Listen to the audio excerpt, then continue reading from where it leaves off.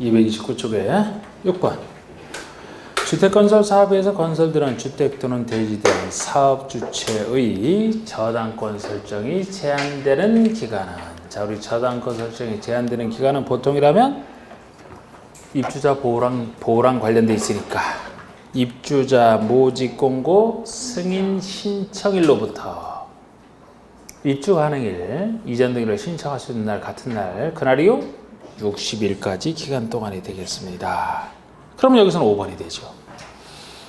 이게 만약에 괄호 속에 주택조합은 제외지만 만약 주택조합이 한다 그러면 그때는 어떻게 될까요? 주택조합이 한다면 없네?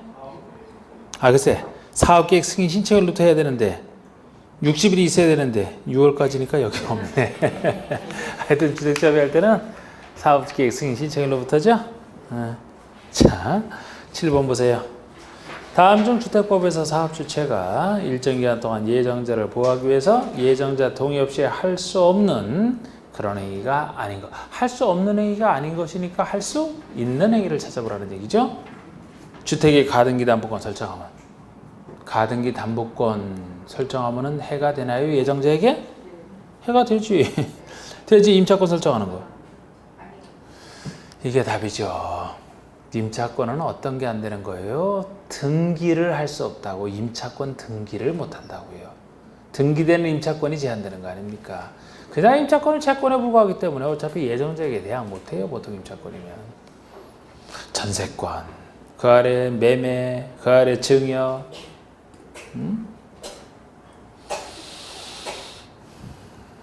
8번. 사업체는 예정자 동의 없이는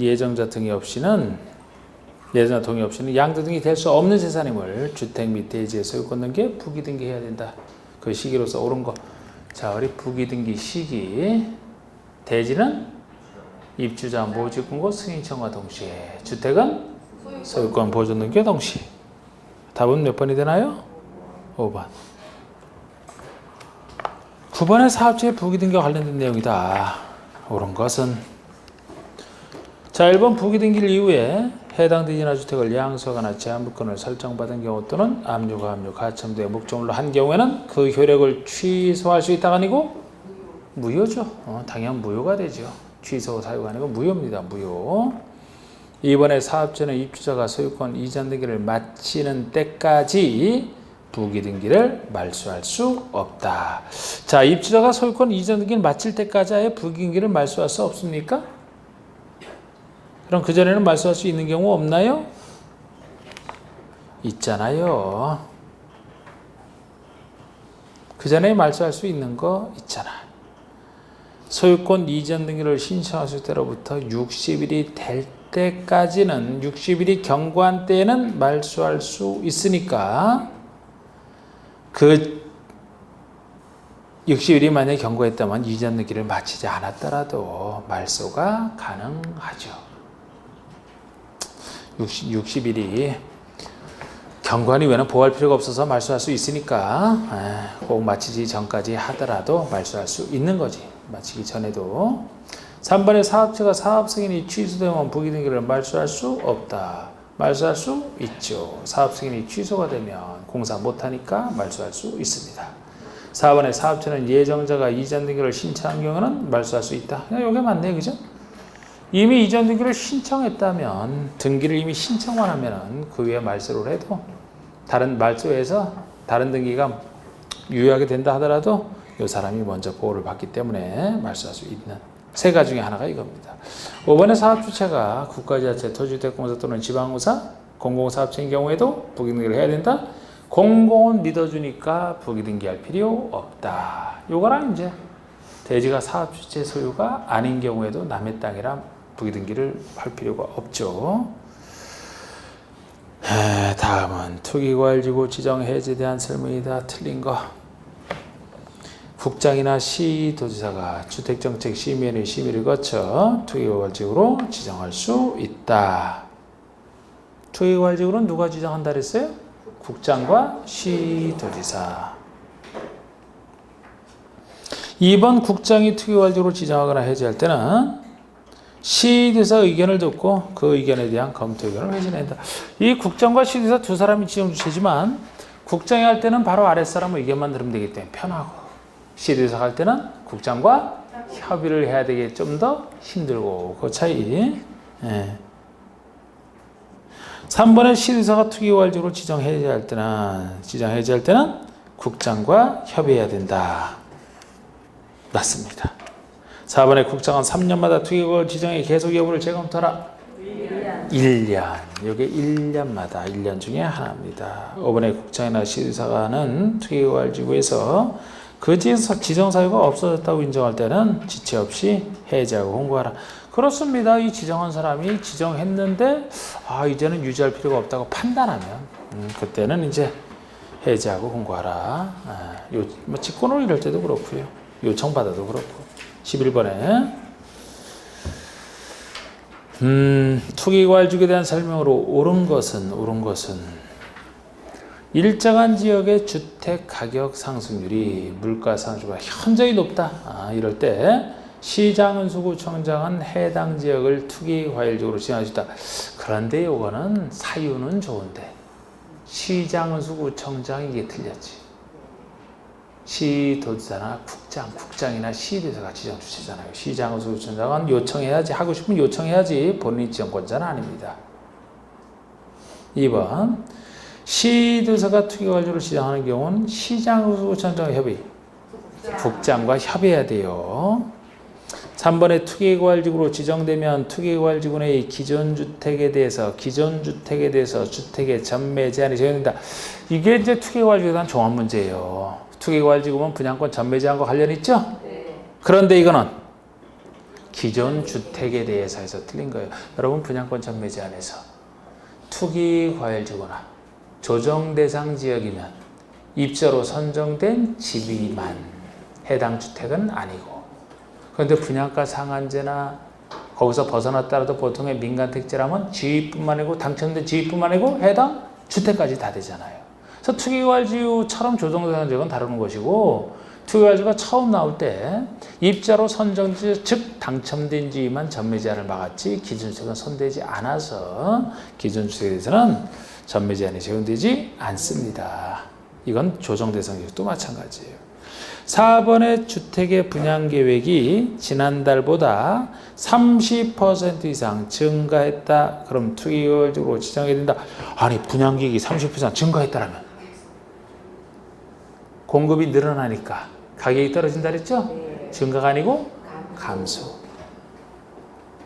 5번에 투기과일지구에서 건설공급하는 주택의 입자로 선정된 지위를 세대원 전원이 해외 이주하거나 세대원 전원이 해외 이주하게 되어 사업주의 동의를 받아 전매하는 경우는 전매 제한이 적용되지 않는다. 이게 답이잖아. 분양권 전매 제한에 걸리더라도 부득이한 사유. 그러면 사업주의 동의를 받으면 전매할 수 있다. 전매 제한이 적용되지 않는다. 이것도 기출문제인데도 소개를 해놓은 게 4번처럼 그 지정 기준에 나오는 것은 델러리즘으로 나왔다 이거예요. 정답 아닌 지문으로. 5번 알면 그냥 맞추는 문제잖아. 12번에 조정대상 지역의 지정에 대한 설명으로 옳지 않은 거. 국장이 미래 시도의사 의견을 들어 조정대상 지역을 지정하거나 해제할 수 있다. 어때요? 딱이죠? 이거는 국장만이 지정을 하잖아요. 분양가 상한제 적용 지역도 국장만이, 조정대상 지역도 국장만이, 투기과일지구만 국장과 시도의사까지인데 시도의사가 힘들다 이거지.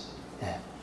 그리고 이 사람 할 때 아랫사람 의견 듣는 건 좋고요. 이번에 주택 공급이 있었던 직전 2개월 동안에 해당 지역에서 공급되는 주택의 월 평균 청약 경쟁률이 5대1을 초과한 것으로서 일정 요건을 갖춘 경우 과일지역으로 지정할 수 있다. 과일지역 지정할 때 공통된 요건 중에 하나죠. 이건 그죠? 2개월 단 보통의 주택이라면 5대1 초과, 국민주택 규모의 주택이라면 10대1 초과. 이거는 분양가 상한제 지역이든 여기든 투기과일지구든 공통되는 요건이라 했어요. 여기서는 과일지역 지정할 때지. 3번에 주택 공급이 있었던 직전 2개월간 해당 지역에서 국민주택 규모의 월평균 청약률이 10대를 초과한 것으로서 일정 요건을 갖추면 과일지역으로 역시 2번, 3번은 공통된 요건으로서 과일지역 지정할 때 4번에 시도별 주택 보급률이나 자가주택 비율이 보급률이나 자가주택 비율이 전국 평균을 초과한다 그러면은 위축 지역으로 그래서 맞는 거예요.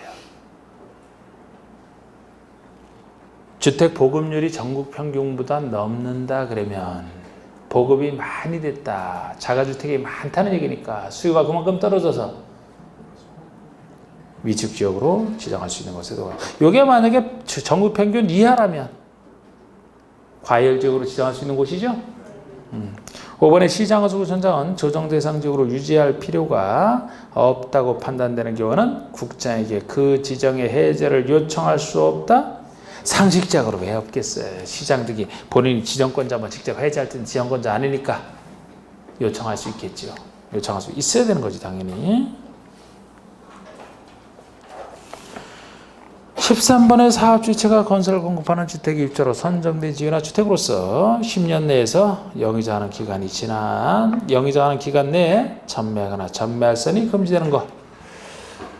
그러니까 분양권 전매 제한 받는 것을 찾으라는 거예요. 투기과열지구안에서 건설을 공급하는 주택의 입주로 선정된 지위의 상속.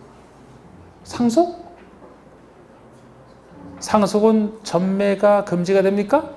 상속을 금지시킬 수 있는 것은 없다. 어디나 상속은 허용된다 그랬죠? 그러니까 이거는 허용이 되고 금지되는 거 아니고. 조정 대상지에서 건설 5만 원 주택의 매매를 위한 취득.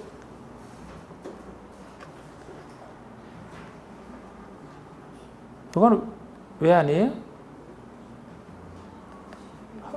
어떻게 분위기가 상당히 헤매고 있는 분위기 같은데. 에이, 조정 대상 지역이면 뭐만 입자로 선정된 지위만 여기 뭐 증여 이렇게 취득이야 당연히 다 들어가는 건데 이건 주택이라서 금지되는 것이 아니에요. 지위만 금지가 되잖아. 3번에 분양가 상한제 재건주택의 입자로 선정된 지위를 증여받는 거. 이렇게 증여할 수 없지 이거? 네. 여기 금지되는 전매개념에서는 매매든 증여든 권리변동 수반 일체를 포함할 상속, 제외 이렇게 돼 있는 거 아닙니까? 3번이에요. 그러니까 4번에 공유택지, 외의택지, 민간택지를 하더라도 건설 오픈한 도시형 생활주택에 매매할선 이건 도시형 생활주택이니까 여기 안 걸리는 것이고 5번에 공유택지, 외의택지인데 관광특구로 지정된 곳이 전제가 되어 있어요. 그래서 50층 이상 150m 이상 공동주택 취득이라면 전매 제한에 안 걸리는 겁니다. 제가 이렇게 도시형이나 이런 것들은 분양권 전매, 분양가 상한제에도 걸리지 않고 분양권 전매 제한에도 걸리지 않고 그랬잖아. 대상을 묻는 거예요. 대상인지 아닌지. 헷갈려요 이게 좀? 이거 헷갈렸어요? 안 헷갈렸어요? 2번이 헷갈렸어요? 2번이 뭔데? 주택이니까. 투기과열지구나 조정 대상 지역은 입자로 선정된 지위만 통제 대상이고 분양가 상한제 아니더라도 민간택지에서는 지위와 주택이 다 대상인데 우리 대상 따질 때 상속만 제외고 나머지는 다 여기 걸리는 것이고 특히 분양가 도시형 생활주택에서부터 그거는 아예 안 받는 예로서 기억하시라 그랬고 그거 생각하면 되는 거예요. 그냥 14번의 주택법상 분양권 전매 제한 등의 제한에 관한 설명이다. 옳지 않은 것은 제한받는 전매란 매매든 증여든 권리변동 수반은 일체행위를 포함한다. 일체행위다. 전매 제한 기간이라도 입자로 선정된 지위를 상속할 수는 있다. 상속은 되잖아. 그러니까 상속할 수 있다. 전매 제한 기간은 최초로 주택 공급 계약 체결이 가능한 날부터 진행한다가 아니고 해당 주택의 입주로 선정된 때로부터 기산합니다. 전매 제한 기간 따질 때 예전에는 최초로 주택공급계약 체결이 가능한 날 당첨되고 나서 며칠 지나야 공급계약 체결이 가능해지거든요. 그때로부터 계산했던 적이 있었어요. 그런데 그것이 지금은 그냥 선정된 때, 입자로 선정된 때, 당첨됐으면 그 당첨된 때 선정된 거죠. 이 당첨된 때로부터 기간을 계산합니다. 요관 요약서에 없던 내용이랑 당황했어요? 원래 잘 안 되는 부분인데 요것이 바뀐 부분이라 요것 하나 아시라고 했어요. 그냥 요약서는 안 적어놨지만 요약서는 전매 제한 기간 자체를 제가 통째로 빼버렸잖아요. 원래 평소에 그런 거 안 나오니까. 근데 요것은 요거 하나만 그냥 한번 해보시라고 일부러 이거를 답으로 낸 겁니다.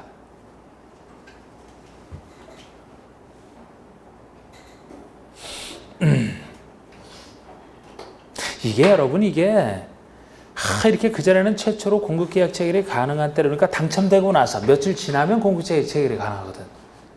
그러면 공급계약 체결 전까지 그때 전매하는 사람 통제받기 그 전에 전매하는 사람들 그런 사람들이 많이 생겨나서 이렇게 된 거예요. 지금은 며칠 기다린 이후부터가 아니고 바로 선정되자마자 전매 제한 들어가는 겁니다. 이런 거 있을 때는 선정되고 나서 공급계약 체결이 가능하기 가능한 전까지는 그냥 막 전매를 했거든요. 그러면 구멍 아니에요, 그 구멍 입법에. 지금 선정된 때로부터. 그냥 그 정도 하나. 4번의 전매 제한기는 10년 내에서 영이자는 0으로 다음과 같이 정하되 주택의 수급 상황, 투기 요령 등을 고려하여 지역별로 달리 정할 수 있다. 최대 10년 내에서 정하는 게 원칙이에요. 그런데 이제 여러 가지 그 범위 내에서 0으로 이제 달리 정할 수 있습니다. 5번의 주택에 대한 전매 제한 기간이 2 이상이다. 그러면 그중 가장 긴 전매 제한 기간을 적용한다. 전매 제한 기간은 우리 4가지에 걸리니까 4가지 중에 만약에 2 이상에 동시에 걸린다면 가장 긴 전매 제한 기간을 적용한다는 겁니다. 다만 조정제약 중 위축 지역에서 공급하는 이라고까지 요 정도까지 일단 내놨어요. 내놨지만 이거는 상중 하에 속하잖아. 하에. 그만큼 가능성도 떨어지지만 그 정도로 해두시라는 겁니다. 15번에 분양권 전매 제한기간 내에 속하더라도 다음 부득이한 사유에 해당돼요. 사업주의 동의를 얻은 경우는 전매할 수 있다. 그 사유가. 이 사유가 분양권 전매 제한 파트에서는 대상부터 포함해서 절대 포함해서 80% 이상이 이거 나오는 거죠. 그런데 그만큼 많이 했던 건 상에 속하잖아요. 세대원이 결혼으로 인한 세대원 전원이 다른 광역시나 시군으로 이전하는 경우 다만 수도권으로 이전하는 경우는 제외한다. 결혼도 부득이한 사유 중에 하나예요. 취약 결혼,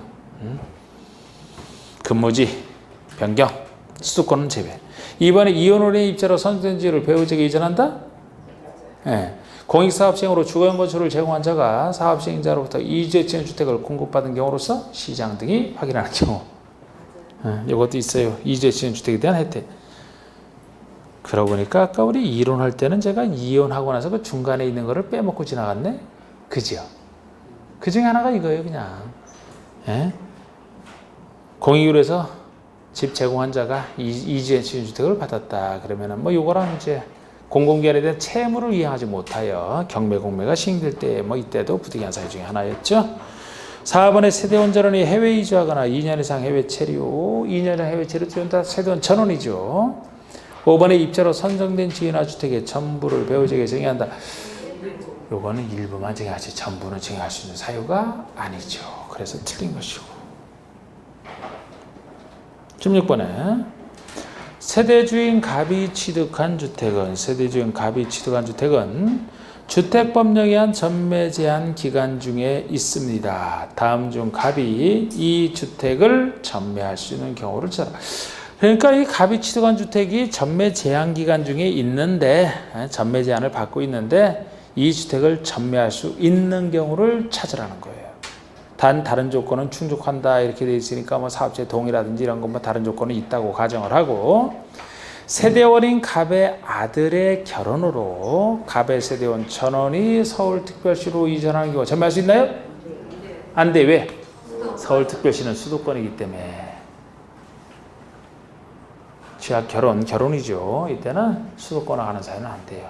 수도권이 서울, 경기, 인천 그쪽으로 하는 것 중에 하나이기 때문에 안 됩니다. 이혼으로 인해서 입자로 선정된 지위를 배우자에게 이전한다라면은 요게 되죠? 갑의 세대원 전원이 1년 6개월간 해외 체류 하려면 2년 이상은 돼야 되니까 이거 안 되고, 세대는 갑의 질병 치료를 해서 다른 세대원은 두고 갑이 대전 광역시로 이전한다. 불쌍해 상당히. 갑이 상당히 불쌍하다고.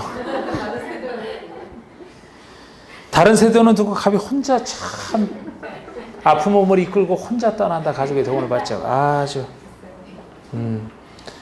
다 같이 갈 때만이에요. 이때는 전매 못합니다. 불쌍하면서 전매도 못하네. 5번에 상속에서 취득한 주택으로 세대원 일부가 이전한다. 일부기 때문에 안 돼. 다 전원이 갈 때를 전제한다 그랬죠? 네. 이거는 제가 좀 잘못 만든 것 같네. 슬프게 너무 만들었잖아. 아니 1번도 슬픈 거 아닙니까? 1번도. 이건 누가 슬퍼요? 갑의 아들이 매우 슬픈 거예요. 이거는. 아들 결혼인데 다 따라온다라니까. 결혼하는데 다 따라오니까. 자, 17번에 주택법상 주택의 전매기 제한 등에 대한 설명을 옳지 않은 거. 분양권 전매 제한의 적용을 받는 주택을 부득이한 사유로 전매하는 경우에 한국토지주택공사가 그 주택을 우선 매입할 수 있다. 예 중에 하나로 혹시나 해서 주된 것 중 아닌 것 중이지 문제를 낸 건데, 분양권 전매 제한을 받는 이 주택에 대해서는 부득이한 사유로 전매를 한다면 한국토지주택공사, 만약에 지방공사가 사업체라면 지방공사가 그 주택을 우선 매입할 수 있는 것이 있어요. 주택에 대해서만큼은. 이번에 사업체가 분양권 전매 제한을 받는 주택을 공급할 때 그 주택의 소유권을 제3자에게 이전할 수 없음을 소유권에 관한 등기에 부기등기해야 된다. 마추리 분양권 그 저당권 설정 제한에서 나오는 부기등기 제도처럼 여기도 비슷한 게 있어요. 전매 제한을 주택이 받는다라면 지위에 대해서는 등기 못하고 아직 지위에 불과하기 때문에 주택에 대해서는 그 일정 기간 동안에 제3자에게 이전할 수 없음을 부기등기해야 됩니다. 3번의 부기등기는 주택의 소유권 보존 등기가 역시 주택에 대해서 하는 것이라 소유권 보존 등기와 동시에 하게 돼 있고요. 4번의 위법하게 전매한 자, 법을 위반했죠. 전매 규정을 3년의 이상 또는 3천만 원의 벌금에 처하는 거. 과로 속에 위반 행위로 얻은 이익의 3배에 해당하는 금액이 3천 초과할 때는 그 이익의 3배 이하. 이런 식으로 하는 거. 개인이 위반한 거. 5번에 위법하게 전매가 이루어진 경우 사업주체는 일정한 금액을 매수인에게 지급하고 입자로 선정된 지로 환매해야 된다가 아니에요. 이렇게 환매해야 된다면 안 돼. 할 수 있다. 그러니까 이거는 그 사업주체가 위반한 지에서 일정한 금액을 지급할 수 있고 지급하는 순간에 사업체 것이 되는 것이기 때문에 환매할 의무는 아니에요. 본인이 환매할 수 있다 보시면 돼. 지급하는 때, 그 지급을 꼭 해야 되는 건 아니죠. 지급한 날에 받은 것으로 본다 이렇게 할 뿐이죠. 18번에 주택의 전매기 제한에 대한 설명으로 틀린 거 됐는데, 요것도 지금까지 했던 거 이것은 기출문제인데 지금까지 했던 지문 중에 하나가 다 등장하는 것들이에요. 그런데 5번이 왜 틀렸냐면은 수도권 지역으로서 공호택지, 외이택지, 민간택지에서 건설을 공판한 주택의 소유자가 국가에 대한 채무를 이행하지 못해 공매가 시행되는 경우 국가에 대한 채무를 이행하지 못해 공매, 경매가 시행될 때도 부득이한 사유로는 인정을 하거든요. 그런데 사업체 동의 없이 전매를 할 수 있다. 틀렸어. 이런 부득이한 사유가 있어도 사업체의 동의를 받아야 전매할 수 있잖아요. 동의 없이 할 수 있는 게 아니죠. 그랬을 뿐이고 19번에 공급시설 교란 금지를 위해서 일정한 양도 등이 제한되는 것에 해당하지 않는 것. 공급시설 교란 금지라면은 주택을 받으시는 증서나 지위를 여기서 금지는 양도 양수라는 것이 매매된 증여든 기타 권리변호를 소환한 모든 행위를 포함하되 상속 저당은 제외니까 상속 저당에 해당된다면은 무조건 이거는 금지되는 게 아니에요. 허용되는 거예요. 그런 거 물을 때는 행위를 물을 때는 그거 좀 주의하시면 되고 지금 여기서는 이제 제한되는 것, 즉 대상을 묻고요. 그럼 주택을 받으시는 증서나 지위죠. 입주자 저축증서, 주택을 받을 수 있는 증서에 들어갑니다. 주택 상환사채, 주택 받는 유일한 채권이잖아. 직장조합원으로서 국민주택을 공급받을 수 있는 지위, 직장조합원 지위면은 지은 조합주택을 받을 수 있는 지위에 들어가네요. 공공사업 시행을 위한 이주대책 대상자 확인서, 그럼 이주대책으로 지어진 주택을 받을 수 있는 지위에 딱 들어가죠. 건물에 대한 담보물권자 지위, 여러분 담보물권자 지위를 가지고 있으면 주택을 나중에 취득을 합니까? 이건 민법 얘기잖아요. 담보물권자 지위를 가지고 있다가 왜 주택을 취득해? 담보 가치만 가지고 있는 건데 주택을 취득할 수 있는 지위가 아니죠, 이거는?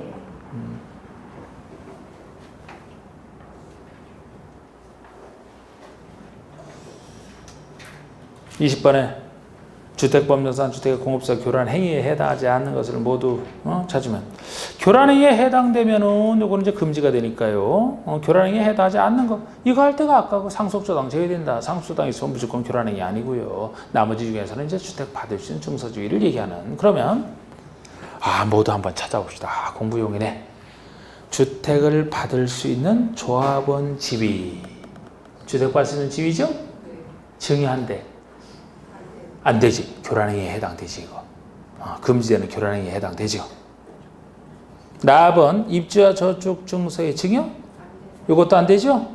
주택 상환사채 저당? 저당이니까 이거는 허용되는 것에 속하잖아. 교란행위. 아니죠. 일단 답번이 들어가요. 라번의 입주자 저축 증서 매매 알선. 알선도 하면 안 되죠? 도시발채권의 양도? 안 돼요. 돼요. 도시개발 채권은 주택 받으신 채권이 아니잖아. 그래서 대상이 아니기 때문에 이거는 교란행위가 아닌 겁니다. 채권 중에서는 제가 주택 상환사채만 여기 금지하는 교란행위에 들어간다 그랬잖아요. 이거는 대상이 아니라서 이거는 허용이 되는 겁니다. 바번에 시장에 관한 무허건물 확인서를 매매를 목적으로 하는 전화광고. 안 되죠. 이 대상자 확인서를 매매를 인터넷 광고. 인터넷 광고도 안 되죠? 그럼 지금 되는 걸로 체크되어 있는 게 뭔가요? 마.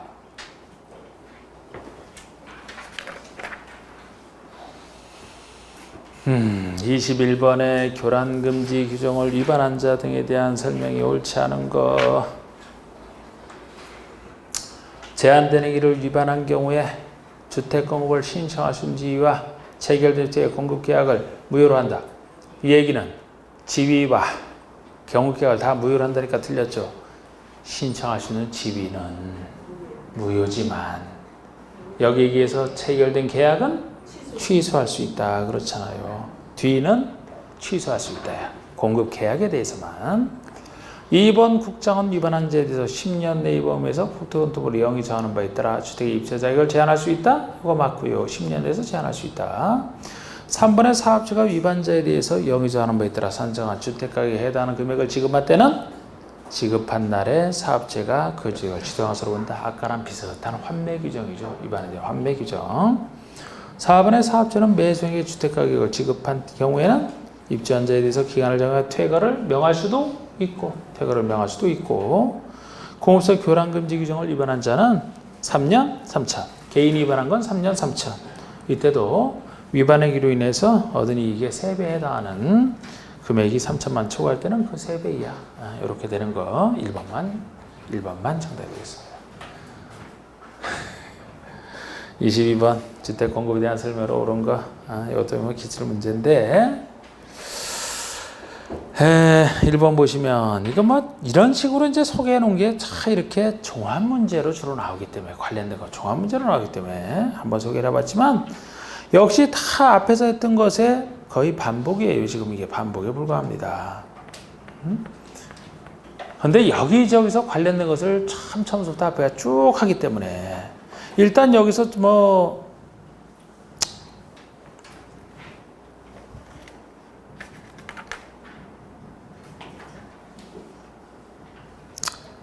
그냥 관련된 거야. 보시면 다 알아. 뭐가 틀린지 안 틀린지. 종합 문제라 소개해놨으니까 한번 보세요. 넘겨보세요. 리브들링.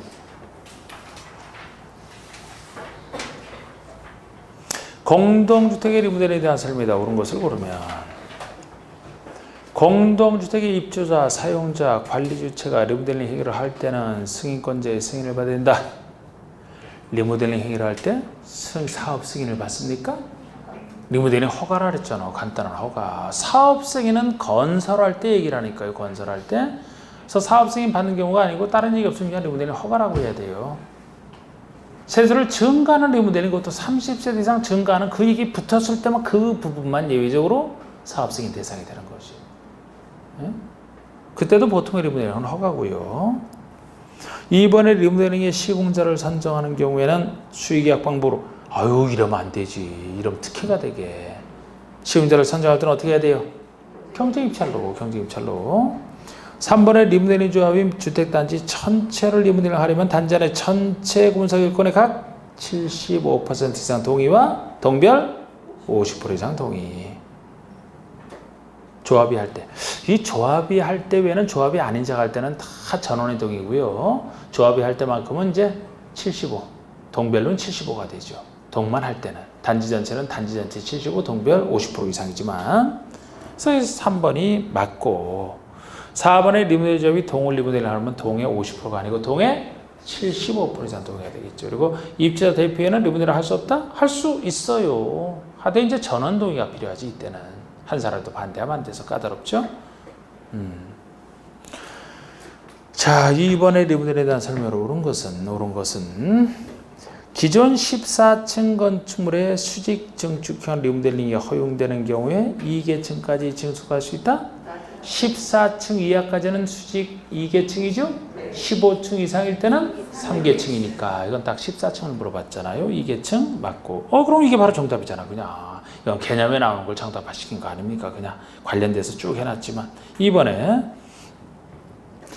리모델링 조합의 설립인가를 받으려는 자 설립인가 인가 신청서에 80% 이상 토지에 대한 토지 사용 승낙서를 첨부해 신청 리모델링이잖아요. 80% 이상 토지 사용 승낙서는 지역과 직장에서 인가시 제출 서류 틀렸고 소유자 전원의 동의를 받은 입주자 대표에는 시장의소구청장에 신고하고 리모델링 할 수 있다. 전원의 동의를 받은 입주자 대표가 할 수 있어요. 그런데 신고가 어디서 신고가? 리모델링은 최소가 허가지. 예? 4번의 수직 증축형 리모델링의 경우에 리모델링 조합의 설립인가 신청서에 해당 주택의 사용자를 받은 후 10년 이상의 기간에 지났음을 증명하는 서류 아니야. 15년이죠. 증축형이잖아. 15년이 지났으면 증명하는 서류. 리모델링 조합이 시공자를 선정하는 경우 수의계약 경제임찰로. 참 기출문제지만 별거 아니네. 그죠? 별거 아니야. 자, 또 3번의 주택법상 증축형 리모델링의 안전진에 대한 설명이다. 옳지 않은 거 왜 이렇게 문제가 많은지. 누가 이 문제를 만들어서 이렇게 많은 거예요. 증축형 리모델링을 하려는 자는 시장의소구청장에게 안전진단을 요청해야 된다.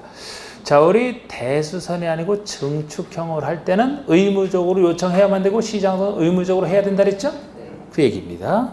증축형. 이번에 시장의소구청장은 증축 가능 여부에 확인되어서 안전진단을 실시해야만 되고요. 3번에 시장의소구청장이 안전에 위험이 있다고 평가하여 재건축 사업 시행이 필요하다고 결정한 건축에 대해서도 증축형 리모델링을 할 수 있다? 아이고 재건축이 필요하면 재건축을 해야지. 위험해서 그런데 왜 증축형을 해서는 안 되죠. 해서는 안 되지. 그래서 3번 틀렸고. 4번의 시장의소구청장은 수직 증축형 리모델링을 허가한 후에 해당 건축의 구조 안전성 등에 대한 상세 확인을 위해서 안전진단을 실시하라. 원래 리모델링 허가 신청할 때 하는 건데 허가 전에 하는 건데 수직 증축형만큼은 허가한 후에 한 번 더 하라 그 얘기잖아요. 이게 위험해서. 5번에 시장의소구청장 안전진단을 실시하는 비용의 전부 내부를 리모델링을 하려는 자에게 부담하게 하여야 된다가 아니고 할 수 있는 예외. 6번 문제, 4번 문제. 주택법상 토지임대부 분양주택에 대한 설명이다. 옳지 않은 거. 1번 토지임대부 분양주택의 토지에 대한 임대차 기한은 20년 들어간다. 40년. 죽기 전에 완벽한 임대차 기한에 너무 길면 안 돼. 죽기 전에 완벽해지 40년 이렇게 했던 거. 출사 40년. 다음 주택 소유자가 75%의 계약갱신을 청구한다. 다시 역시 40년 범위 내에서 갱신한다. 40, 40이죠. 이번에 주택을 공급받은 자가 토지수자 임대 체결을 체결한 경우에 해당 주택의 구분 소유권을 목적으로 하는 그 토지의 지상권이 설정한 것으로 본다. 안 읽어본 것 중에 하나입니다. 이렇게 임대 체결을 체결했다. 그러면 그 임차 행보를 위해서 이런 식의 지상권 설정될 효과가 생겨요. 잘 이런 거 민법에서 비슷하게 보시는 건데 3번의 토지 임대료는 해당 토지의 조성 원가 가로수의 공공택지의 경우에는 이 조성 원가에다가 이에 3년 만기 정기예금 평균 이자율 정도를 적용하여 산정합니다. 또는 감정가 감정가는 공택지 외택지에 똑같이 3년 만기 이자율 정도 산정하여 산정을 하는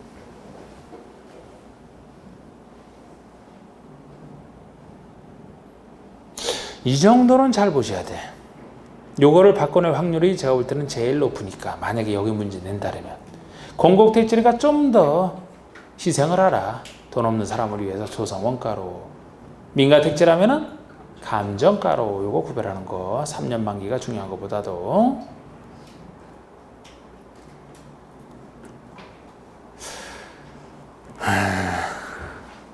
3년 만기 이자율이면 지금 어느 정도 될까요? 평균 이자율이?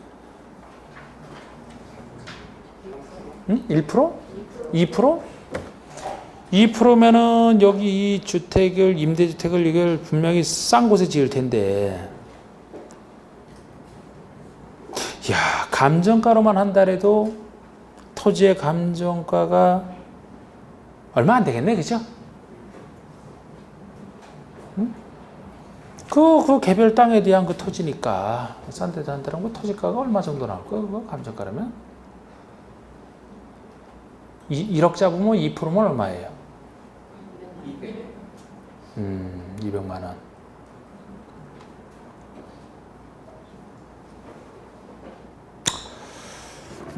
일 1년으로 따지는 거잖아. 그걸 나눠서 내는 거잖아. 얼마 안 되네, 그죠? 싸게 해주겠다는 거야. 거기다 조성원가라면 더 싸겠지.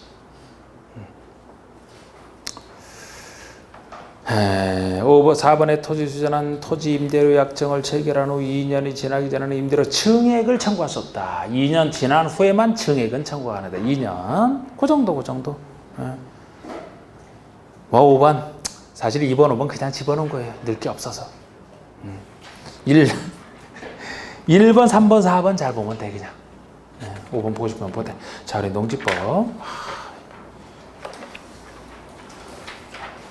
244쪽의 농지법 규정의 농지에 대한 설명이 잘못된 것은 농지는 그 지목이 전답 과선 중 하나에 해당하는 것을 말한다. 이러면 안 되죠? 네. 전답 과선 농지 지목과 전혀 상관없다니까. 지목에 상관없이 실제 농사 지으면 농지라고 했잖아요. 틀렸지. 그러니까 이번에 생육기간이 2년 이상인 식용, 약용으로 이용되는 식물을 재배할 때는 농지에 해당하죠. 농지에 설치하는 축산물 생산소, 축사부지도 농지에 해당되고, 초지법에 적용된 초지는 농지가 아니고 제외고, 초지법 적용받으니까 조경 관상소과 그 묘목, 조경 목적으로 식지한 것은 제외하고, 이것을 재배하는 토지는 농지에 해당하고요. 조경 목적으로 식지한 것은 아니라고 했죠. 2번 농지에 해당하는 것을 찾으랍니다. 조경 관상용 수목을 조경 목적으로 식지한, 조경 목적으로 식재했으니까 농지 아니다. 지금 농지에 해당하는 걸 찾으라는 거예요. 이번에 지목이 임야인 토지로서 산지 전용화를 거치지 않고 임야인 상태 그대로 인삼재배, 임야인 상태 그대로 아무건 농사를 짓더라도 다 이거는 농지 아니다. 산지로 봐야 되니까. 초입상 초지 농지 아니다. 4년 동안 옥수를 경작 키운 지목이 대인 토지. 자, 우리 지목이 대인 토지 같은 경우는 이 농작물 경작의 이용기간이 3년 이상일 때 농지로 보지 3년 미만이면 농지로 안 보는데 지금 4년 동안 농사, 아이고 옥수수 많이 지어왔네. 그럼 3년 이상에 속하니까 지목이 되라도 농지죠. 답이 4번이네 그러면. 5번의 지목이 임야인 토지로서 산지 전용화를 거치지 않고 농작물 경작하는 토지. 글쎄 인삼이든 여기 농작물이든 요거는 2번, 4, 5번이 거의 같은 얘기예요. 농지에서 제외가 됩니다.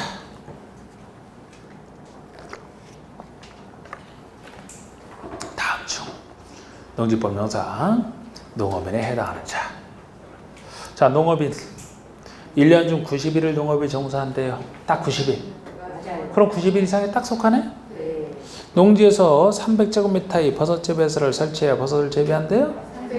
330 이상이 돼야지 시설 농업이 되려면. 그러면 이건 농업인이 아니죠. 소가축 50두를 사용하는 자? 100두 이상이 돼야 됩니다. 꿀벌 8군을 사육하는 자? 10군 이상이 돼야 돼요. 농업경을 통한 농산물의 연간평이 100만원? 120만원 이상이 돼야 돼.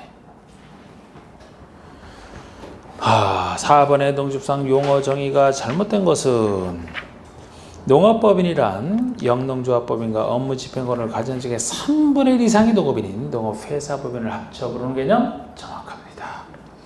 이번에 자경이라 하면 자경, 농업인이 그 소유농지 자기 땅에서 농작물의 경작 단식물 재배하거나 농작업의 2분의 1 이상을 자기 노동력에서 반 이상을 경작 재배하는 것, 농업법인이 역시 소유농지에서 농작물 경작 재배하는 것을 다 자경이라고 합니다. 3번에 위탁경영을 맡기는 것이라 그랬죠.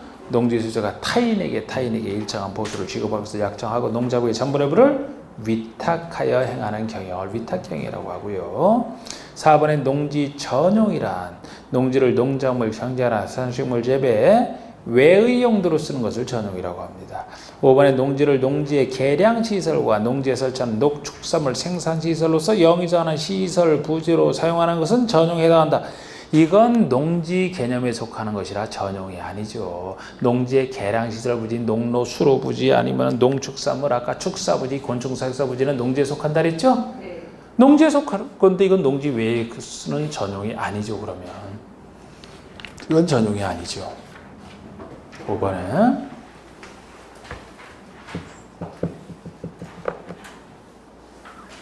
이것도 최근 기출 문제인데 참 틀린 거 찾는 건데 얼마나 실제로 농작물 경작지에 이용하는 농지라도 법적 지목이 과수원인 경우는 농지에 해당되지 않는다. 실제로 농사 지으면 지목에 상관없이 다 농지고 바로 이게 그냥 틀린 거 아닙니까 이게. 에? 이게 바로 틀린 거지 뭐.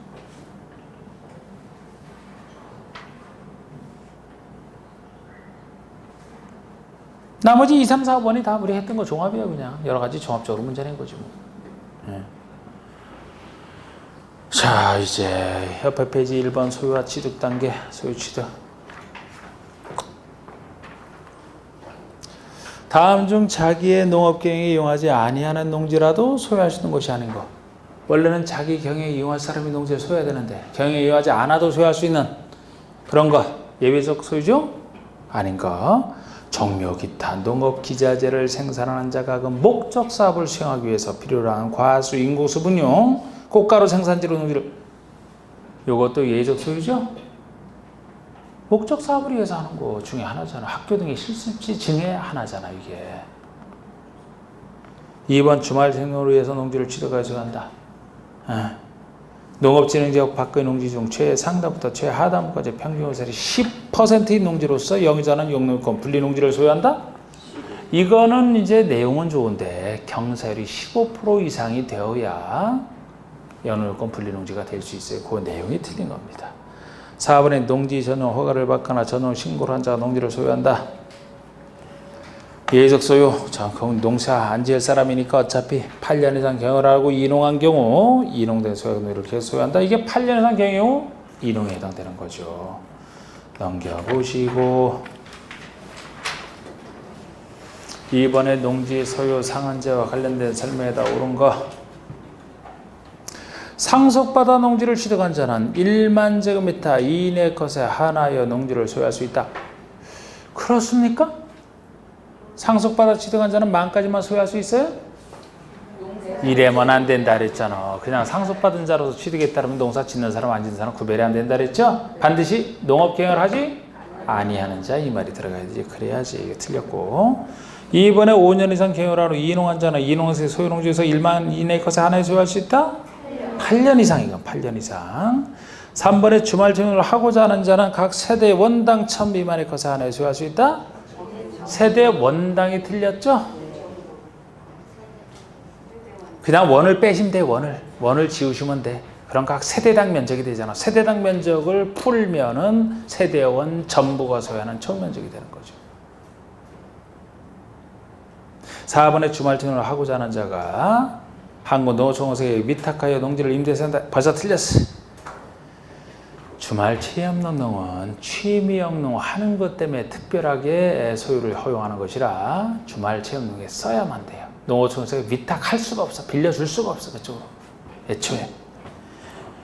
5번 8년 이상 경험을 한 후 이농한 자가 한군 농어촌공사에게 위탁하여 농지를 임대 사용된다면 소유상을 초과하더라도 임대하거나 사용되는 기간 중에는 이를 계속하여 소유할 수 있다. 이렇게 농어촌공사에게 위탁하여 빌려줄 때 농어촌공사하고 임대 사용들을 넣을 때 계속 소유할 수 있는 경우는 주말체는 영농 농지 말고 상속과 이농 이 두 가지 농지만 농어촌공사에 빌려줄 수 있게 쓰면 이렇게 소유상을 초과하더라도 처분 의무 안 생기고 할 수 있다 그 얘기입니다. 그래서 4번 틀리고 5번은 맞는 3번의 농지 취득 자격증 면제에 대한 설명이다. 틀린 것은 아이고 얼마나 남은 나니까 또 이것도 부담되죠. 그죠? 참. 오늘 진도 나간 농지처까지만 이것도 하면 되겠네 뭐. 그러면 다음 주에 그러면 그 5시간에 이론해서 한 40분에서 완성하고 나머지 요거 풀면 끝이겠네. 그죠? 점심 먹고 딱 기다렸다가 한 40분 하고 딱 가기에는 또 참 안 그래도 아쉬워서 큰일이었는데 잘 됐네. 그죠? 자, 농지증에 대한 설명이 다 틀린 것은 자 여러분 새로운 농지를 취득할 때는 농지증을 발급받아야 되는 게 원칙. 발급받아야 되는 게 누구에게? 시구 읍면적에게 발급받는 게 원칙. 그런데 예외적 소유 중에서 예외적 경영 안에서 소유할 수 있는 소유 중에서 이상하게 경영에서는 필요 없지만 발급받아야 되는 것 따로 위하서를 했죠? 발급받는 것으로 유명한 그게 뭐예요? 또 아까 끝나기 전엔 잘 하시더니만 또 잘 안 나오네. 분리, 비축, 주, 허, 신, 학, 1500 미만, 분리, 연업고 분리농지 비축, 비축농지 주, 주말 체험농 허, 전원 허가의 허, 신고의 신, 학교 등의 실지 발급받아야 되는 예로서 그럼 예외적 소유에서 발급받지 않아도 되는 나머지 5가지는 발급받을 필요 없다. 경영 안 할 사람이니까. 그리고 추가적으로 더 발급 안 받는 예로서 사실상 새로운 농지 취득이 아니라서 농업법인의 합병 공유농지 분할, 시효, 완성.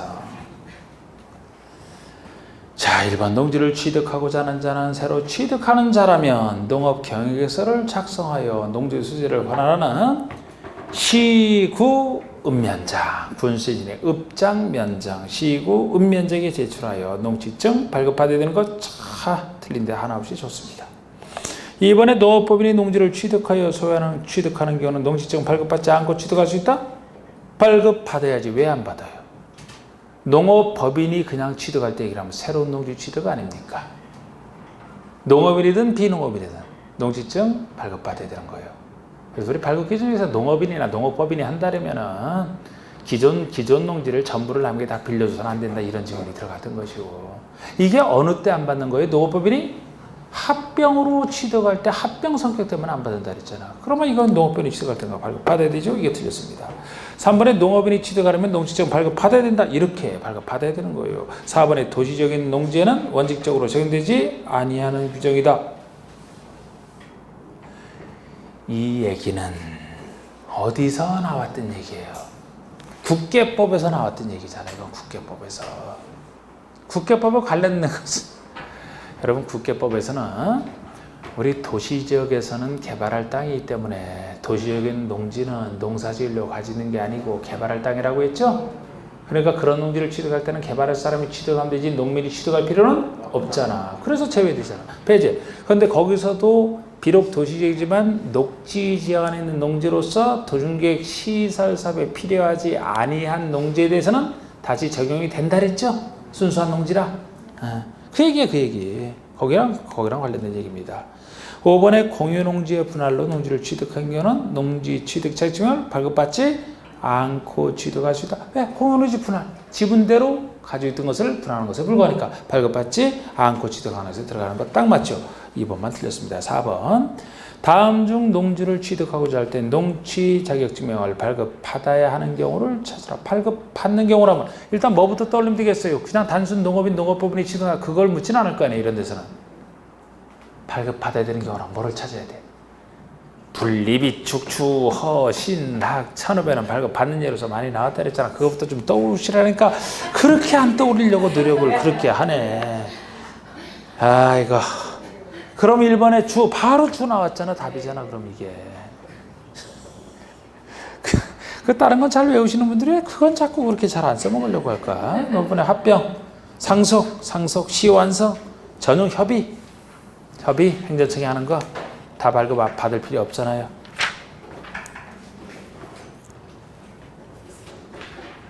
넘기세요 이제. 그거 다 봤잖아. 5번에.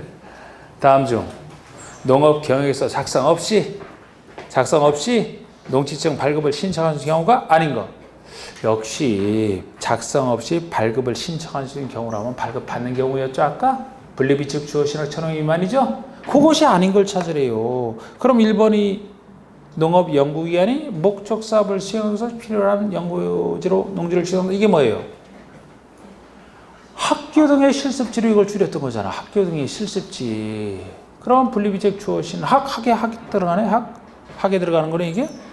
2번은 주에 해당되는 거고 3번은 허신이죠. 4번이 답.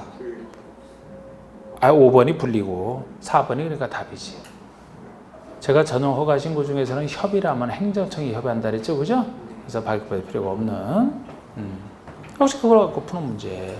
6번에 농지법상 농지 취득 자격증명을 발급받지 않고 취득할 수 있는 경우에 해당하지 않는 것. 결국 발급받지 않고 취득할 수 있는 경우에 해당하지 않는 것이라면 다시 발급받아야 취득하는 것을 찾으라는 얘기죠. 그럼 역시 분리비축 주화신호처럼 미만에 속하는 거 있으면 그게 답이겠네? 어디 있나요 그게 혹시? 예? 2번. 이게 신고잖아, 신고. 분리비축 주허신의 신이네. 다른 거 다 발급 안 받아도 되는 것이고. 그러니까 그걸 얼마나 써먹습니까? 5번에 7번에 농지증 발급 기준에 대한 설명에 대해 타당하지 않은 거예요. 발급 기준은 뭐 거의 안 냈던 건데 지금 앞에서 했던 거 이런 거 대상을 잘 물어봤고 어렵게 나머지 이것도 낼 수는 있는 거예요. 그래서 하에 속하지만 자 타당하지 않은 거. 농업경영계획서에는 취득 대상 농지의 면적 앞으로 얼마 정도 취득하려고 한다. 거기에 따른 취득 대상 농지의 농업 경영에 대한 노동력 및 농업기계, 장비, 시설의 확보 방안. 내가 어느 정도 면적에 대해서 이제 농사 지을 때 노동력을 어떻게 확보하고 기계 장비는 어떻게 확보하고 이런 걸 이제 다 집어넣게 돼 있어요. 그리고 소유농지 이용 실태 이거는 이제 농지를 소유하고 있는 자의 하나예요. 이런 게 들어가는 겁니다. 그래서 기존 농업인이 취득 신청 들어갈 때는 기존 농업인은 농지를 소유하고 있기 때문에 농지 소유의 이용 실태를 적게 돼 있고 요걸 보고서 이용실을 딱 보니까 기존 농지를 다 전부를 남에게 빌려주고 있다. 그러면은 안 내준다. 이제 이렇게 쓰는 거예요. 이런 걸 보고. 이게 농업경영서의 내용입니다. 2번 농업경영서를 제출해야 되는 경우에는 그 내용이 신청인의 농업경영 능력 등을 참작할 때 실현 가능하다고 인정돼야 된다. 타당할까요? 타당하지 않아? 아예 옳은 얘기일 것 같아요? 틀린 얘기일 것 같아요? 의심하지 말고 그냥 봐요. 좋은 얘기잖아. 훌륭한 얘기잖아. 농업경영서에 제출할 때는 실현 가능성이 있다고 인정돼야 된다. 집도 없는 사람이 새로 농사 짓겠다고 하면서 우리 농사 지을 때 농업기계를 아주 우리 농약 칠 때는 비행기 사서 칠 겁니다. 그럼 믿어줘요? 안 믿어줘요? 그런 얘기야, 그런 얘기. 3번에 농업인이 아닌 개인이 주말 체육농에 이용하고자 농지를 취득하는 경우에는 주말 체육농에 이용하고자 농지를 취득하는 경우입니다. 그러면 신청 당시 소유하게 된 농지의 면적에 기존에 가진 농지 면적에 취득하고자 하는 농지 면적을 합한 면적이 1000 미만이다. 자, 우리 주말 체험 논문만큼은 세대원 전부가 사는 총 면적이 1000 미만의 제한을 받는다 그랬죠? 그렇기 때문에 기존 소유하고 있으면 요 새로 취득하고자 하는 면적이랑 합쳐서 1000 미만이어야 돼요. 1000을 넘으면 그 규정에 위반돼서 이럴 것도 기준 중에 하나란 말이에요. 이게 4번에 신청인이 소유농지 전부를 타인에게 임대 사용되거나 농자구의 전부를 위탁하여 경영하고 있지 아니해야 된다. 남에게 다 빌려주고 있지 아니해야지 발급 기준에 적합한 겁니다. 농업인이 농지를 취득할 경우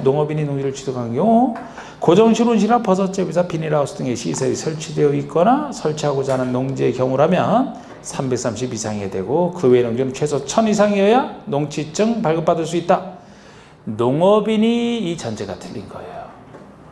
숫자가 틀린 게 아니고 요거는 비농업인이 새로운 농업인이 되고자 취득할 때만 최소 농업인이 되려면 시설 농업은 330 이상 기존 농업은 1000 이상은 돼야 되기 때문에 기존 농업인이 취득할 때는 이 요건 필요 없어요.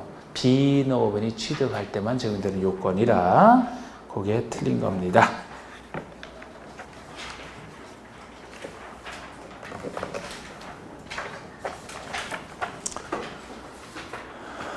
다음 주에 봅시다. 마치겠습니다.